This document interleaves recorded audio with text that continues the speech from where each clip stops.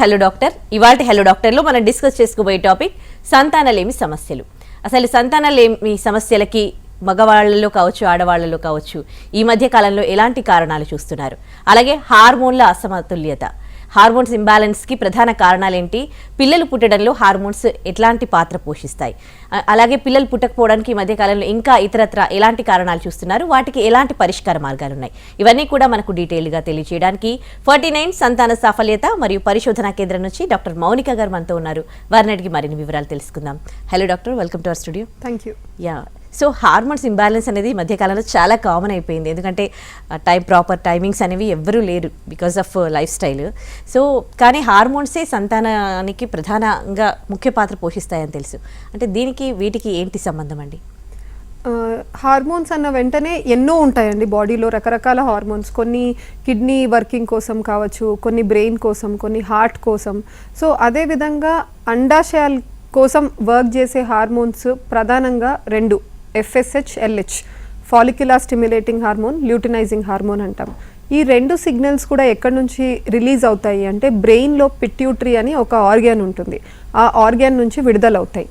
విడుదల అయినప్పుడు ఇవి వచ్చి అండాశయం మీద యాక్ట్ చేసి గుడ్డు పెరుగుదల, గుడ్డు మెచ్యూరిటీ, గుడ్డు విడుదల వీటన్నిటిని రెగ్యులేట్ చేస్తూ ఉంటాయన్నమాట. ఎప్పుడైతే ఈ హార్మోనల్ డిస్టర్బెన్సెస్ క్రియేట్ అవుతాయో, FSH, LH రెండు కూడా మనం రేషియో తీసుకున్నప్పుడు సమానంగా ఉండాలన్నమాట రిలీజ్లో. కానీ నీటి బుడగల సమస్య, PCOD లాంటి ప్రాబ్లంతో బాధపడే లేడీస్లో LH అన్న హార్మోను FSH కంటే రెండింతల కంటే ఎక్కువగా రిలీజ్ అవుతూ ఉంటుంది. ఇలా రిలీజ్ అయినప్పుడు ఏమవుతుందంటే FSH చాలా తక్కువ ఉండడం వల్ల గుడ్డు సెలెక్షన్ అన్నది జరగదు. సో వీళ్ళల్లో పీరియడ్స్ అన్నవి వస్తూ ఉంటాయి, ఇర్రెగ్యులర్ అయినప్పటికీ వస్తాయి. 2 monthsకి ఒకసారో 3 monthsకి ఒకసారో. లేదు రావట్లేదు అంటే టాబ్లెట్స్ తీసుకొని పీరియడ్ తెప్పించుకుంటారు. కానీ ఎగ్ గ్రోత్, గుడ్డు పెరుగుదల, గుడ్డు విడుదల అన్నది మాత్రం వీళ్ళకు జరగదు. నంబర్ ఆఫ్ ఎగ్స్ అన్నవి నార్మల్ లేడీస్ కంటే కూడా చాలా ఎక్కువగా ఉంటాయి వీళ్ళకి. ఈచ్ ఓవరీలో 20 కంటే ఎక్కువ ఫాలికల్స్ కనపడుతూ ఉంటాయి స్కాన్స్లో. అయినప్పటికీ ఒక ఎగ్ కూడా పెరగడానికి కష్టపడుతూ ఉంటుంది. ఇవన్నిటికి ఎందుకు రూట్ కాజ్ అంటే ఈ హార్మోనల్ వ్యత్యాసని. ఈ హార్మోనల్ వ్యత్యాసాన్ని ఎలా కరెక్ట్ చేసుకోవచ్చు? డైరెక్ట్గా మెడికేషన్స్కి వెళ్ళాలా? ఇప్పుడు PCODకి కూడా ఎన్నో రీసెర్చ్ గ్రూప్స్ స్టడీస్ చేసి కొన్ని గైడ్ లైన్స్ అన్నవి ఫామ్ చేశారు. ఇండియానే కాదు, America, Europe, so different countries guide lines అన్నవి రిలీజ్ చేశారు. వాటిలో ఏం చెప్తారు అంటే ట్రీట్మెంట్ని మనం డివైడ్ చేసినప్పుడు ఫస్ట్ లైన్ ఆఫ్ ట్రీట్మెంట్ అంటే మొదటిగా ప్రయత్నించాల్సింది డయట్, లైఫ్ స్టైల్ వేరియేషన్స్, మన తిండిలో మార్పులు అండ్ మన లైఫ్ స్టైల్లో ఎక్సర్సైజెస్, ఏ టైంకి పడుకుంటున్నాము, ఏ టైంకి మీల్స్ తింటున్నాము. సో ఇలా లైఫ్ స్టైల్ అండ్ డైట్లో వేరియేషన్స్ తీసుకురావడంతో మనము first intervention, first line treatment ఇదే. లేదు దీంతో మనకు ఏది సొల్యూషన్ దొరకట్లేదు, పెద్దగా మార్పు తెలియట్లేదు అన్నప్పుడే మనం next line of treatment, that is medical ట్రీట్మెంట్కి మూవ్ ఆన్ అవుతాం. ఓకే, ఆడవాళ్ళల్లో హార్మోన్స్ ఎట్లాంటి పాత్ర పోషిస్తాయి పిల్లలు పుట్టకపోవడానికి మీరు చెప్పారు. మరి మగవాళ్ళలో చూసుకుంటే, ఎందుకంటే వాళ్ళు కూడా ఇప్పుడు IT జాబ్స్ చేసే వాళ్ళందరూ నైట్ షిఫ్ట్స్ చేస్తారు, వాళ్ళకు కూడా ఇంప్రాపర్గానే ఉంటుంది వాళ్ళ లైఫ్ స్టైల్. సో వాళ్ళలో ఎట్లాంటి పాత్ర పోషిస్తాయి ఇవి?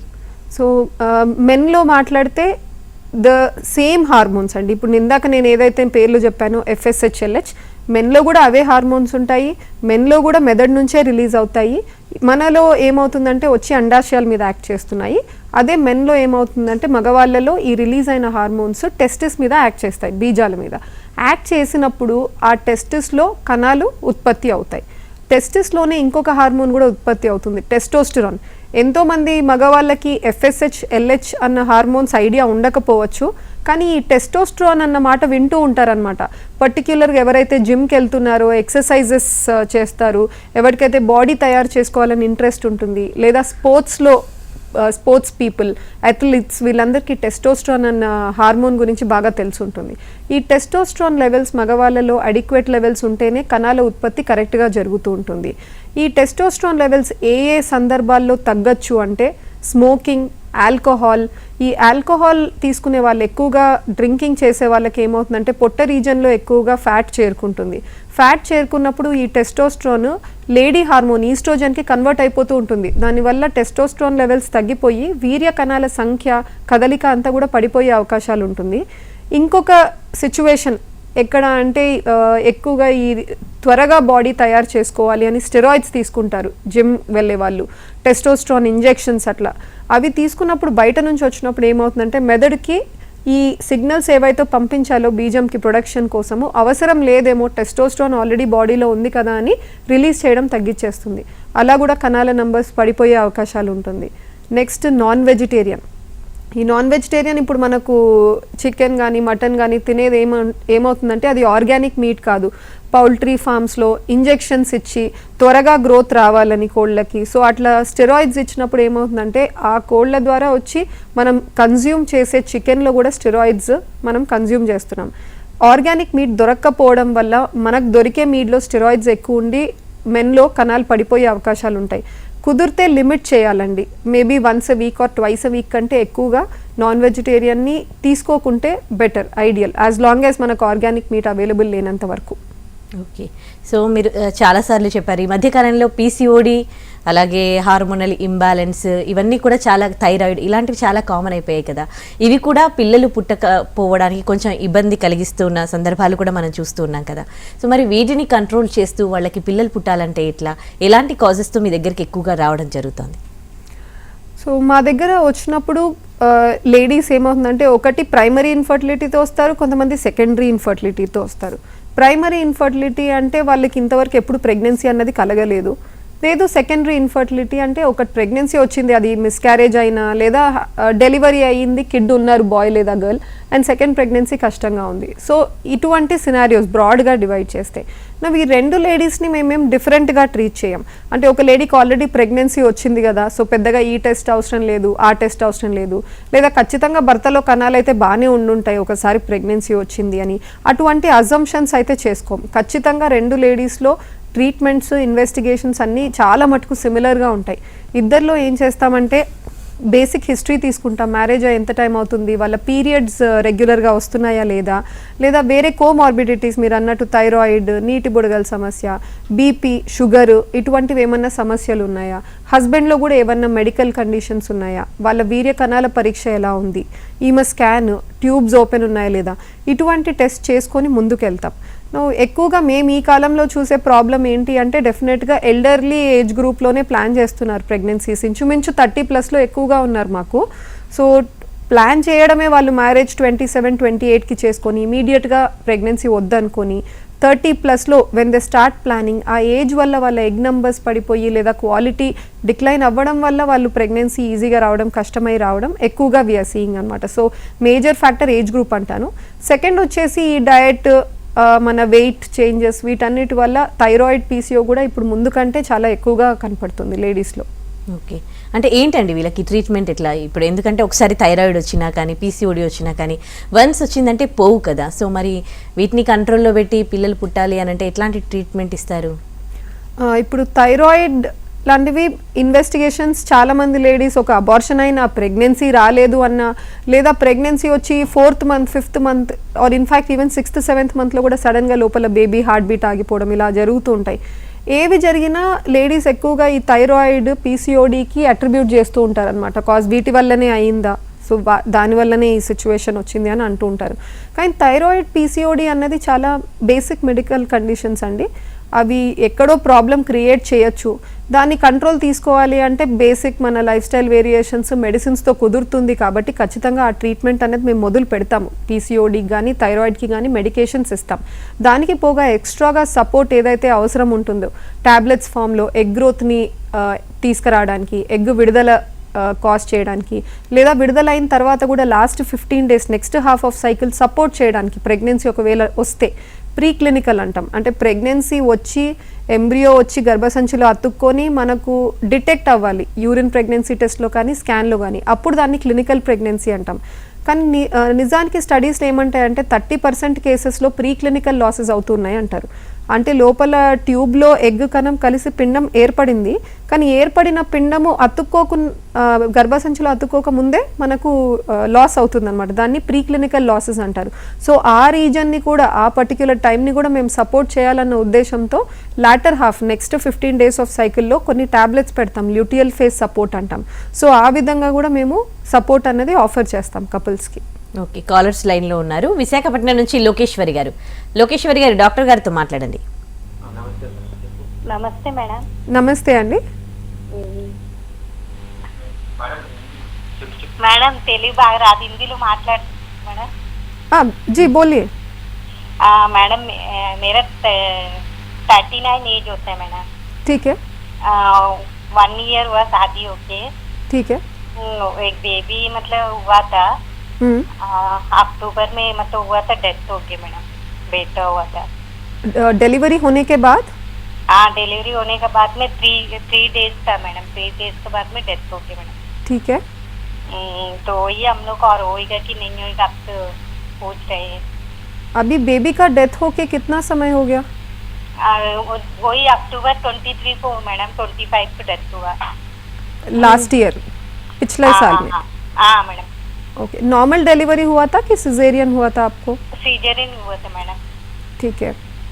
ठीक है लोकेश्वरी, अभी आपका सिजेरियन होके बहुत टाइम तो नहीं हुआ. कम से कम 1 साल का गैप देने के लिए बोलते हैं, उसके बाद ही ट्राई करने के लिए बोलते हैं. पहली बात, ये बेबी का डेथ क्यों हुआ ये रीज़न आप पता लगाइए. डिलीवरी के बाद हुआ मतलब डिलीवरी के समय ठीक तरह से ऑक्सीजन नहीं मिला बेबी को, इसके वजह से इंक्यूबेटर में रखना पड़ा, या नॉर्मली डिलीवरी करने के समय पे बहुत लंबे समय तक आपको इन्फेक्शन कुछ हुआ अंदर, तो कौन से वजह से ये हुआ. अगर कुछ बड़ा वजह नहीं है, बेबी में कुछ प्रॉब्लम नहीं है या फिर जेनेटिकली कुछ इश्यूज नहीं है, तो आप 1.5 साल का गैप दे के आप फिर से प्रेगनेंसी के लिए ट्राई कर सकते हैं. कितने देर तक, अभी आपका उम्र भी हो रहा है, 39 ईयर्स बोल रहे हैं ना, अंडे का नंबर्स कम होता जाएगा एज के हिसाब से, तो ज़्यादा समय मत लीजिए. 3-4 महीने ट्राई करके नेचुरली प्रेगनेंसी नहीं हो रहा है तो आप फर्टिलिटी सेंटर में जाइए, अपना जांच करवाइए और हस्बैंड का भी जांच करवाइए. सब ठीक है तो आप वापस टैबलेट्स के साथ ट्राई कर सकते हैं. लेकिन कुछ प्रॉब्लम निकला तो थोड़ा next level of treatments, IUI, IVF ऐसे ट्रीटमेंट्स भी आपके लिए अवेलेबल तो हो. డాక్టర్ గారు, ఇంకా ఎక్కువగా మహిళల్లో మనం ట్యూబల్ ప్రాబ్లమ్స్ అని కూడా మాట్లాడుకుంటూ ఉంటాం కదా, అసలు ట్యూబల్ ప్రాబ్లమ్స్ అనేవి ఎందుకు వస్తాయి, ఎన్ని రకాలు ఉంటాయి అసలు అవి? గర్భసంచికి 2 వైపులా 2 ట్యూబ్లు ఉంటాయండి. Right side Fallopian tube, left side Fallopian tube. ఈ ట్యూబ్లు ఓపెన్ ఉండి అంతా లైనింగ్ లోపలంతా కరెక్ట్గా ఉంటేనే ట్యూబ్ లోపల ఎగ్ కణం కలిసి పిండం ఏర్పడతాయి అన్నమాట. ఈ ట్యూబ్స్ ఎప్పుడు దెబ్బతింటాయి, ఒకటి స్ట్రక్చర్ ఫామ్లో దెబ్బతినచ్చు, అంటే ట్యూబ్ ఓపెన్ ఉండాల్సిన చోట ఇన్ఫెక్షన్ వల్ల లైనింగ్ దెబ్బతిని బ్లాక్ ఏర్పడచ్చు అనమాట. బ్లాక్ ఏర్పడినప్పుడు ఏమవుతుందంటే అండాశయం నుంచి గుడ్డు వచ్చినా కూడా అండ్ కణాలు ఒక కణం అక్కడ వరకు రీచ్ అవ్వగలిగినా కూడా గుడ్డు కణం కలవడానికి వీలు కాదనమాట మధ్యలో అడ్డు ఉన్నప్పుడు. అందుకే 2 వైపులా ట్యూబ్స్ బ్లాక్ అయితే న్యాచురల్గా ప్రెగ్నెన్సీ అన్నది వీలు కాదు. టెస్ట్ ట్యూబ్ బేబీ లాంటి పద్ధతో లేదా ఏదన్నా సర్జరీ చేసి ఈ ట్యూబల్ పేటెన్సీ రెస్టోర్ చేసుకోవాల్సిన అవసరం పడుతుంది. ఈ బ్లాక్ ఏర్పడడానికి ఎక్కువగా రీజన్స్ మనకు సౌత్లో అయితే ఇన్ఫెక్షన్సే అంటాము. అవి ప్లెయిన్ ర్యాండమ్గా ఎన్నో వెజైనల్ ఇన్ఫెక్షన్స్ ఉంటాయి, బ్యాక్టీరియల్ కానీ ఫంగల్ కానీ. ఇవి కాకుండా ఇంకొక ఎంటిటీ ఎక్కువగా మనం చూసేది ట్యూబర్క్యులోసిస్, క్షయవ్యాధి. అందరు ఏమనుకుంటారు అంటే ఓన్లీ లంగ్స్ ఎఫెక్ట్ అవుతాయని ఎక్కువగా అనుకుంటారు. బట్ టీబీ ఇన్ఫెక్షన్ చాలా రీజన్స్ ఎఫెక్ట్ చేస్తుంది. లంగ్స్ ఎఫెక్ట్ చేయొచ్చు, స్పైన్ని ఎఫెక్ట్ చేయొచ్చు, అదేవిధంగా యూట్రస్ని కూడా ఎఫెక్ట్ చేయొచ్చు. యూట్రస్ ద్వారా ట్యూబ్స్లోకి వెళ్ళి ఇన్ఫెక్షన్ లైనింగ్ని పూర్తిగా డెస్ట్రాయ్ చేసినప్పుడు ట్యూబల్ బ్లాక్స్ అన్నవి ఏర్పడతాయి. మన ప్రాక్టీస్లో కూడా డాక్టర్స్ ఎప్పుడైతే ట్యూబ్స్ 2 వైపులా బ్లాక్ ఉన్నాయని రిపోర్ట్ జనరేట్ అయితే టీబీ ఇన్ఫెక్షన్ ఏమన్నా ఉందేమో అన్న హిస్టరీ అడుగుతాము, లేదా అట్లీస్ట్ గర్భసంచి పొరని టీబీ టెస్టింగ్కి కూడా పంపించి మేము చూసుకుంటాం. ఉంది ఇన్ఫెక్షన్ అని బయటపడితే వాళ్ళకి ట్రీట్మెంట్ కూడా ఒక 6 మంత్స్ 9 మంత్స్ ATT అన్న ట్రీట్మెంట్, యాంటీ ట్యూబర్క్యులస్ ట్రీట్మెంట్ మీద పెట్టి మేము ఫర్టిలిటీ ట్రీట్మెంట్స్ అన్నవి స్టార్ట్ చేసుకుంటాం అన్నమాట. ఇది ఒకటి. నా అదర్ రీజన్స్ ఎక్కడ అఫెక్ట్ అవ్వచ్చు అంటే ఎండోమెట్రియోసిస్, గర్భసంచి పొర బయట కూర్చొని అతుకులు చేరుకోవడం వల్ల ట్యూబ్ స్ట్రైట్గా ఉండాల్సింది బెండ్ అవ్వడము, కింక్ అవ్వడం వల్ల కూడా ఏమవుతుందంటే సరిగ్గా ఎగ్ని పట్టుకోలేకపోతుంది, లేదా ఎగ్ స్పర్మ్ మీట్ అయినా ఆ బెండ్ పాయింట్ని నావిగేట్ చేయలేక మీట్ అవ్వలేక కూడా పోతారు అనమాట. సో ఇది ఎండోమెట్రియోసిస్. అదర్స్ అంటే ప్రీవియస్ పెల్విక్ సర్జరీస్, ఏమైనా అపెండిక్స్ కోసం సర్జరీ జరగడము, లేదా లోపల ఎక్కడన్నా ఇంటెస్టైన్లో హోల్ పర్ఫరేషన్ అయిందని వాళ్ళకి సర్జరీ జరగడము. ఇలా జరిగినప్పుడు కూడా అతుకులు చేరుకొని నెక్స్ట్ టైం వాళ్ళు ట్యూబల్ పేటెన్సీ కరెక్ట్గా ఉందా లేదా చెక్ చేసుకునే ప్రెగ్నెన్సీకి అన్నది ట్రై చేసుకోవాలి. ఓకే. సో IUI, IVF అని కూడా వింటూ ఉంటాం కదా, ఇవి ఎవరికి చేస్తారు, ఎవరికి అవసరం అసలు? సో ఇండికేషన్స్ IUIకి అయితే అండి, ఒకటి ఆల్మోస్ట్ 6 సైకిల్స్ దాకా ట్యాబ్లెట్స్తో ట్రై చేసి కూడా రాలేదు అంటే ఐయుఐ ఆఫర్ చేస్తాము. సెకండ్ వచ్చేసి అన్ఎక్స్ప్లెయిన్డ్ ఇన్ఫర్టిలిటీ, అంతా బాగానే ఉంది, ట్యూబ్స్ బాగున్నాయి, ఎగ్ రిలీజ్ అవుతుంది, కణాల సంఖ్య కదలిక పర్సంటేజ్ అంతా కూడా as per the books or theory normal ఉన్నాయి, అయినా కూడా ప్రెగ్నెన్సీ రావట్లేదు అన్నా కూడా వాళ్ళకి ఆఫర్ చేస్తాం. థర్డ్ వచ్చేసి ఐయుఐ డోనార్ స్పర్మ్, హస్బెండ్ కణాలు ఎప్పుడైతే 0 ఉన్నాయో, బీజంలో సూది వేస్తే కూడా కణాలు వచ్చే అవకాశం లేదో, ఆ కేసెస్లో ఏం చేస్తామంటే లేడీ ఎగ్ విడుదలైన టైంలో డోనార్ శాంపుల్ని లేడీ గర్భసంచిలో వేయడానికి కూడా ఈ ఐయుఐ డోనార్ స్పర్మ్ హెల్ప్ అవుతుంది. ఇంకొక సినారియో వచ్చేసి హస్బెండ్ లేదా వైఫ్లో వాళ్ళు హెచ్ఐవి ఎయిడ్స్తో బాధపడుతున్నారు అనుకోండి, న్యాచురల్గా కలిసినప్పుడు ఇన్ఫెక్షన్ ట్రాన్స్మిట్ అయ్యే అవకాశాలు ఉంటుంది, హస్బెండ్ టు వైఫ్ లేదా వైఫ్ టు హస్బెండ్. సో ఈ రిస్క్ని తగ్గించాలి కానీ వాళ్ళు ప్రెగ్నెన్సీ కోరుకుంటున్నారు అన్నప్పుడు ఐయుఐ పద్ధతిలో ఆ కణాల శాంపిల్ని మేము వాష్ చేసి డబుల్ డెన్సిటీ సెంట్రిఫ్యూగేషన్ అన్న పద్ధతికి సబ్జెక్ట్ చేసి ఫైనల్ ఫ్రాక్షనేట్ని మనం లేడీ యూట్రస్లో వేస్తున్నాం. ఆ ఫ్రాక్షనేట్లో ఏమవుతుందంటే మనము ఆ సిమెన్ పార్ట్ ఏదైతే వాష్అవుట్ చేస్తామో maximum nearly 99% AIDS virus load మనం తొలగించేస్తాం. దానివల్ల వాళ్ళ రిస్క్ ఆఫ్ ట్రాన్స్మిషన్ ఎక్కడో నియర్లీ 90% నుంచి నియర్లీ లెస్ దెన్ 2%కి ఫాల్ అయిపోతుంది అనమాట. సో అలా కూడా ఈ ఐయుఐ అన్నది హెల్ప్ అవుతుంది. నెక్స్ట్ ఐవీఎఫ్ ఎవరు చేస్తామంటే more than 3 cycles IUI fail అయ్యాయి, లేదా ట్యూబ్స్ 2 వైపులా బ్లాక్స్ ఉన్నాయి, హస్బెండ్లో 10 మిలియన్ కంటే కణాల సంఖ్య తక్కువగా ఉంది. సో ఇటువంటి కేసెస్లో కూడా మేము ఐవీఎఫ్ని ఆప్ట్ చేసుకుంటాం. ఓకే, సక్సెస్ రేట్ ఎట్లా ఉందండి ఈ ఐయుఐది కానీ ఐవీఎఫ్ది కానీ? సక్సెస్ రేట్ వచ్చేసండి ఐయుఐలో ఇప్పుడు అరౌండ్ 15 to 20% అంటాము. అంటే కనీసం ఒక 10 కపుల్స్ ఐయుఐకి వెళ్తుంటే 1 or 2 కపుల్స్ అచీవ్ చేసుకుంటారు ప్రెగ్నెన్సీ. ఇలా రిమైనింగ్ 7-8 పీపుల్ ఎవరికైతే రాలేదో వాళ్ళు ఇమీడియట్గా ఐవీఎఫ్కి వెళ్ళాల్సిన అవసరం లేదు. వాళ్ళ ప్రొఫైల్ అసలు ఏంటి మళ్ళీ రీచెక్ చేసుకుంటాం, ఎంటైర్ హిస్టరీ ఎందుకు అయ్యి ఉండొచ్చు, ఫెయిల్యూర్ ఎందుకు అయ్యి ఉండొచ్చు అని చెప్పేసి మళ్ళీ అటెంప్ట్ చేయొచ్చా లేదా. అటెంప్ట్ చేయొచ్చు అన్న సిచ్యువేషన్స్లో మేము ఇంకొక 2 సైకిల్స్ దాకా అటెంప్ట్ చేస్తాం. రీజన్ ఇస్ థర్డ్ సైకిల్కి క్యుములేటివ్ సక్సెస్ రేట్ ఒక 25% దాకా వెళ్ళొచ్చు అని బుక్స్ చెప్తాయి. సో అక్కడి వరకు ట్రై చేస్తాం. అప్పటికి కాలేదు అంటే లాపరోస్కోపీకి వెళ్ళి ప్రాబ్లం ఏంటి అనన్నా అసెస్ చేసుకోవాలి, లేదా మనం డైవర్ట్ అయ్యి ఐవీఎఫ్ కన్నా వెళ్ళాలి.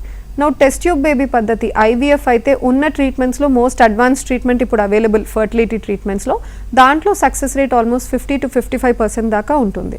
ఓకే, అంటే ఈ ఐయుఐ చేసే హాస్పిటల్లో ఉండాల్సి వస్తుందా వాళ్ళ కపుల్?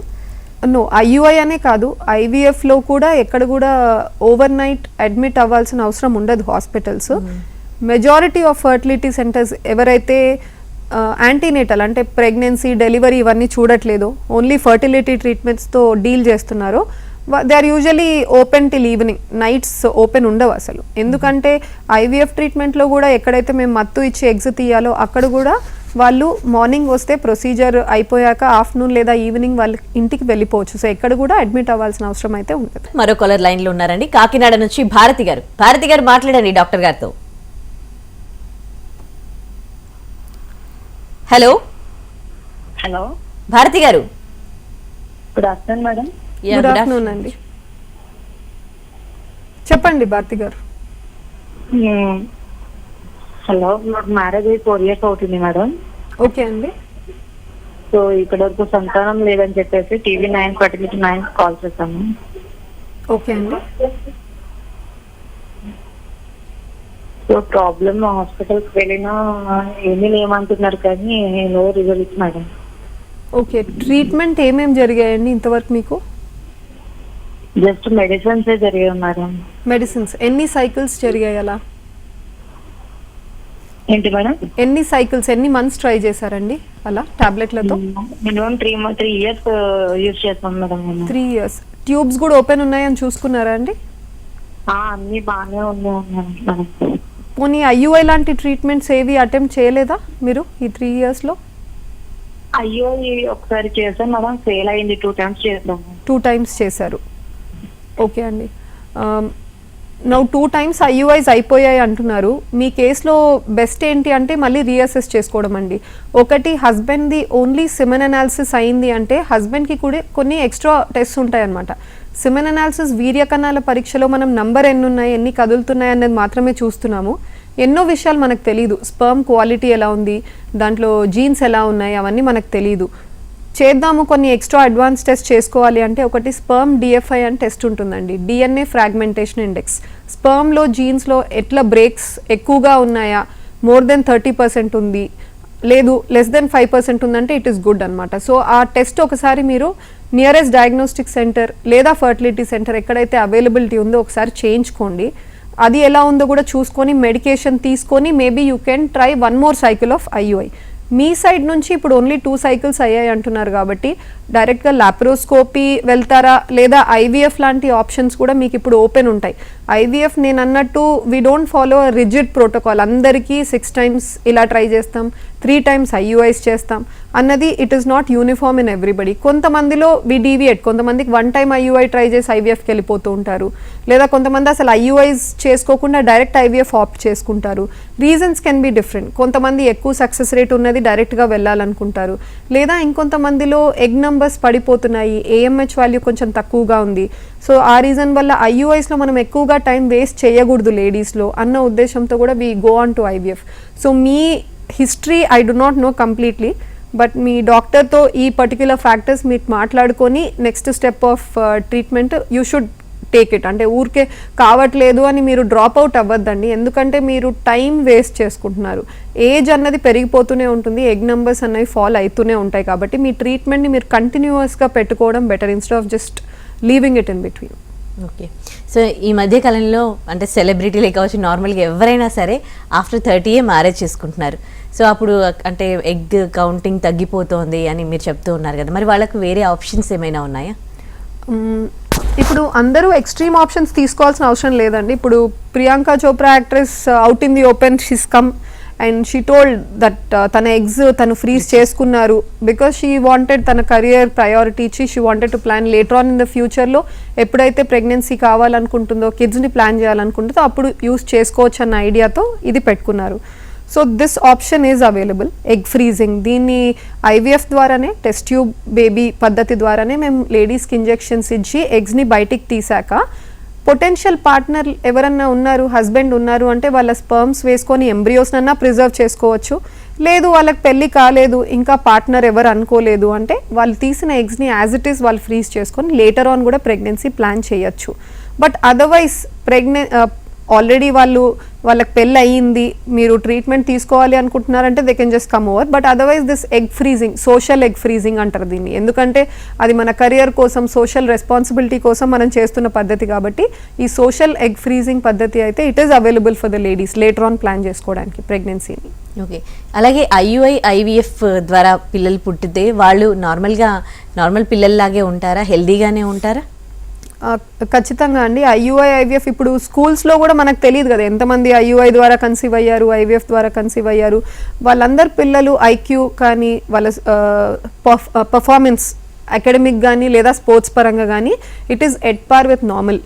లేదు ఓన్లీ IVFని బ్లైండ్గా మనం అందరిని ఒక చోట చేర్చి ఒక 100 మంది IVF లేదా 100 మంది న్యాచురల్గా అయిన వాళ్ళని చూసుకుంటే దిల్ అజ్యూమ్ IVFలో అవును ఇట్లా ప్రాబ్లమ్స్ ఎక్కువగా ఉన్నాయని. మార్జినల్గా ఎందుకు ఎక్కువగా కనబడుతుందంటే IVFలో లేడీస్ వయసు ఎక్కువగా ఉంటుంది, ఒక 35+ లేదా 40+ లేడీస్ కూడా IVF ద్వారా ప్రెగ్నెన్సీ వచ్చి పిల్లలు కన్న వాళ్ళు ఎంతోమంది ఉంటారు, అది మనం మర్చిపోతాం. ఆ లేడీస్లో నార్మల్గా కన్సీవ్ అయినా కూడా ఓల్డర్ ఎగ్స్ రావడం వల్ల ప్రాబ్లమ్స్తో ఎక్కువగా ఉంటారు. అందుకని ఈ ఫ్యాక్టర్స్ని బ్యాలెన్స్ చేసి చూస్తే అంటే similar age group, no extra comedical conditions లేనివన్నీ సమానంగా చూసి కంపేర్ చేసినప్పుడు what we found out is IUI IVF వల్ల ఎక్స్ట్రా యాడెడ్ ప్రాబ్లమ్స్ ఏమీ కిడ్స్లో రావట్లేదు. ఓకే. సో ఇట్లాంటి జాగ్రత్తలు తీసుకుంటే అంటే లేడీస్లో కావచ్చు, మగవాళ్ళల్లో కావచ్చు, పిల్లలు పుట్టకపోవడానికి చాలా ఇట్లాంటి ప్రాబ్లమ్స్ చూస్తూ ఉన్నాం కదా, అంటే ఆ ప్రాబ్లమ్స్ రాకుండా ఉండాలంటే ఎట్లాంటి జాగ్రత్తలు తీసుకోవాలని చెప్తారు? జాగ్రత్తలు అంటే ఫస్ట్ నుంచి కూడా మన చేతిలో ఉన్నది డయట్, లైఫ్ స్టైల్ అండి. అండ్ థర్డ్ వన్ ఇస్ మన డెసిషన్ ఎప్పుడు ప్రెగ్నెన్సీ కావాలనుకుంటున్నాము అన్నది. So they are all in our hands. ఇంతకుముందు ఇది లేకుండే, లేట్గా అయింది, కుదరట్లేదు లేదా కణాలు తక్కువ ఉన్నాయి అంటే ఆప్షన్ లేకుండే అనమాట, వాళ్ళు they to just give up. కానీ ఇప్పుడు సిచ్యువేషన్ అలా లేదు. Even in the worst of the circumstances ఎన్నో అడ్వాన్స్ టెక్నాలజీ రావడం వల్ల కుదురుతుంది. కానీ మన చేతిలో ఉన్న డయట్, లైఫ్ స్టైల్ మాత్రం స్ట్రిక్ట్గా అది ఫాలో అవుతే డెఫినెట్గా లాంగ్ టర్మ్ హెల్త్కి కూడా బెనిఫిషియల్గా ఉంటుంది. థ్యాంక్ యూ సో మచ్ అండి.